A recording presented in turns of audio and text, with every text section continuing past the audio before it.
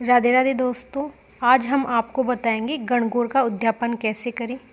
और हमारे चैनल पर गणगौर से संबंधित गीत, कहानी और कथाओं की वीडियोज आ रही हैं, तो उनको ज़रूर देखिएगा। अगर अच्छी लगी हो तो लाइक करें, सब्सक्राइब करें।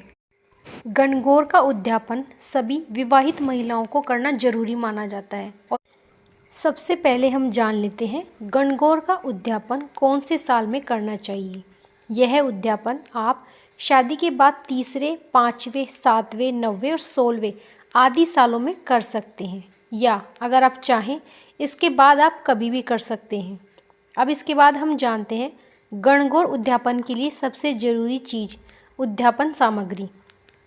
उद्यापन सामग्री में एक सासू माँ का बेस तैयार करें। यदि सासू माँ नहीं है तो ननद, जेठानी या परिवार की किसी भी बड़ी महिला जिनका पद परिवार में आपसे बड़ा हो, उनके हिसाब से बेस तैयार कर सकते हैं। या फिर आपकी भांजी, जेठूती जिनकी शादी हो चुकी है, उन्हें भी आप यह बेस दे सकते हैं। इस बेस में साड़ी, ब्लाउज़, पेटीकोट, सुहाग का सामान रखें।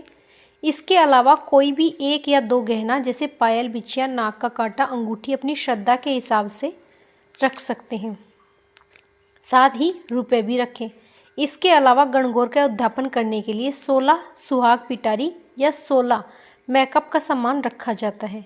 एक सुहाग पिटारी गणगौर माता की बनाई जाती है। गणगौर माता की सुहाग पिटारी कुछ लोग 16 की गिनती में नहीं लेते हैं तथा कुछ महिलाएं 16 के अलावा एक अलग से पिटारी बनाकर 17 सुहाग पिटारी तैयार करते हैं। आप चाहें जैसा कर सकते हैं। यदि गणगौर माता की पूरी सुहाग पिटारी न देना चाहें तो एक ब्लाउज पीस सहित 5 सुहाग सामग्री भी रख सकते हैं। और चाहें तो गणगौर माता के लिए साड़ी या पूरा बेस भी रख सकते हैं। इसके अलावा यदि आपका मन है तो ईसर जी के कपड़े भी दे सकते हैं। यानी इसमें आपको जैसी सुविधा हो, जितना आपका सामर्थ्य हो, आप कर सकते हैं। अब आगे हम जानते हैं सुहाग पिटारी में सामान क्या क्या रख सकते हैं। इसमें एक छाबड़ी के अलावा किट भी रख सकते हैं। 15 सुहाग सामग्री रखी जाती हैं। छाबड़ी सहित 16 सामान हो जाते हैं। छाबड़ी ना हो तो स्टील का कटोरा, प्लेट या आप कोई किट भी ले सकते हैं। इस सामान में एक चांदी का तार और रखा जाता है। यह दोनों चीज़ पहले बहुत ज़रूरी मानी जाती थी।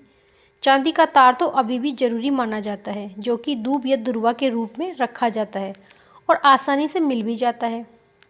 लेकिन आजकल किसी भी काम में ये नहीं आता है तो आसानी से मिलता भी नहीं। इसके अलावा कई लोगों के यहाँ सुहाग पिटारी में गणगौर के 16 गुने भी रखे जाते हैं।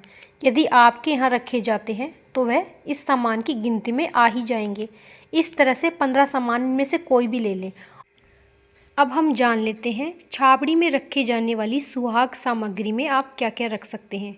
सभी 16 सुहाग पिटारी के लिए एक छाबड़ी में ब्लाउज पीस, मेहंदी, सिंदूर, काजल, कांच, कंघा, बिंदी, चूड़ा, चांदी का तार, बिछिया या छल्ला, रबड़ या बैक पिन, हेयर पिन, नाल, नैन पॉलिश, रुमाल और लिपस्टिक, रुपए आदि सामान रखें। इस तरह से आपको यह 16 सुहाग पिटारी तैयार की करते हैं। अब हम जानते हैं कि कितनी महिलाओं को भोजन करवाएं।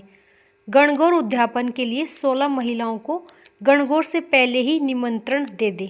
भोजन में क्या क्या बनाएं।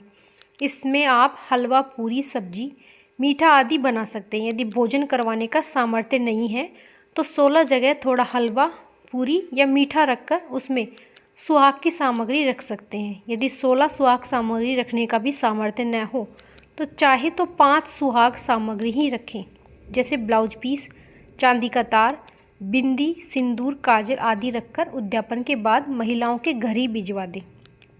और यदि आप घर पर भोजन नहीं करवा पा रहे हैं तो घर पर या बाहर से भोजन बनवाकर भिजवा दें। या फिर भोजन की जगह आप एक एक सुहाग पिटारी के साथ एक एक मिठाई का डब्बा भी भिजवा सकते हैं, जो आजकल लोग कर रहे हैं। अब हम जानते हैं, अब इसमें हम एक नियम और जान लेते हैं कि सखिया को भी कपड़े भिजवाए जाते हैं। सखिया किसे कहते हैं? सखिया आपके उद्यापन का साक्षी होता है।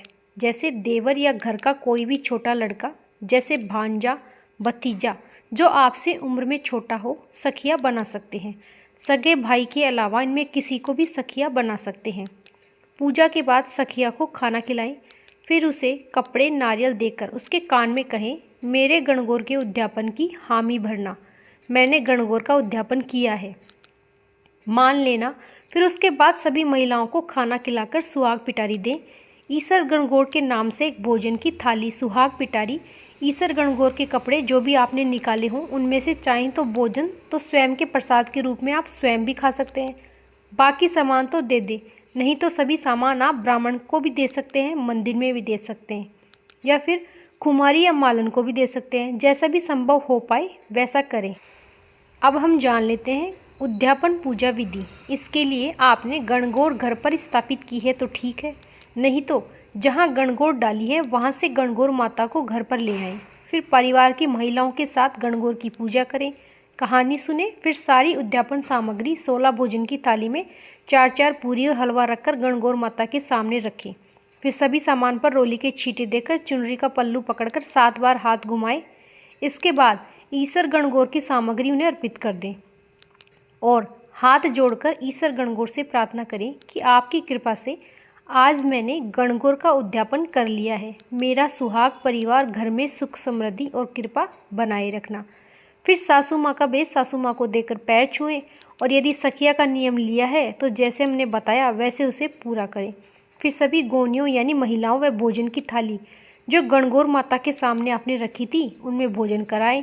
उसके बाद सभी के पैर छूकर तिलक करें, सुहाग पिटारी दें। इस तरह से गणगौर का उद्यापन पूरा किया जाता है। गणगौर माता आपकी सारी मनोकामनाएं पूरी करे। अगर आपको हमारी गणगौर से संबंधित जानकारी अच्छी लग रही है तो कमेंट बॉक्स में ज़रूर बताना। और भी कुछ जानकारी आप सुनना चाहें तो कमेंट में ज़रूर बताना। राधे राधे।